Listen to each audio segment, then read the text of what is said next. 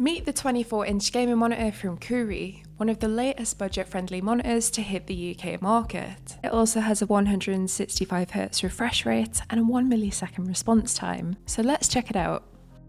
In the box we'll find the monitor itself, which we'll take a closer look at in just a second. Then we have an HDMI cable, one power cable, and this user guide which shows us how to set everything up. We also have this weighted base, which is made from alloy and polycarbonate plastic and feels very premium. It has these soft pads on the end so you don't have to worry about scratching your desk, and the base can also be removed if you'd like to use a monitor arm. Box aside, let's take a look at the overall design. So on the front we have this flat panel 23.8-inch display with super slim bezels, although there is a catch, because when we turn the monitor on we do get this small outline surrounding the screen, which is probably around 1/2 centimetre. It doesn't really make that much of a difference, but it is something to keep in mind. There's a slight curvature at the back, and I don't know why red seems to be the unofficial colour of gaming monitors, but I do think it adds a nice touch. We'll also find a few connectivity options to play with, including 2 HDMI 1.4 ports, 1 display port, and this 3.5mm audio out port to plug in your headphones or external audio devices. As you can see, I currently have my speakers hooked up using the inline port, and I also use this monitor with my Xbox Series S. Speaking of which, I think it's about time that we took a look at how it performs and the overall functionality. At the price point of around £125, it has a lot of features to offer. We have this little clicky navigation button at the back where you can access a series of options to suit your playstyle.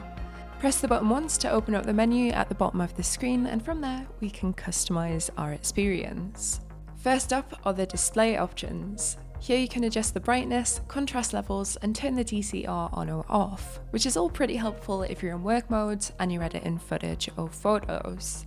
That said, the 24E3 monitor's strength definitely lies with gaming. In fact, it even has a whole section of features dedicated to it, where we can adjust the OD, switch on FreeSync Premium mode, put on a timer if we have a limited amount of time to play with, or even pop a crosshair display on our screens for FPS games.